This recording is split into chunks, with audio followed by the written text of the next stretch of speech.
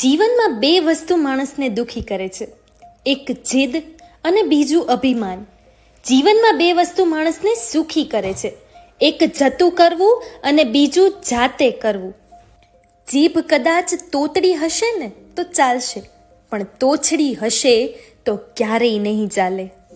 સફળતાની ઊંચાઈ પર હો ત્યારે ધીરજ રાખો, કારણ કે પક્ષીઓએ સાબિત કર્યું છે કે આકાશમાં બેસવાની જગ્યા નથી હોતી. સમજ એટલે ક્યારે જીદ કરવી અને ક્યારે જતું કરવું એની આવડત. ચોખ્ખું કહો, સાચું કહો અને સામે કહો. જે સમજશે તે આપણા, નહીંતર નામના. કોલસાને દૂધમાં રાખો, સફેદ થતા નથી.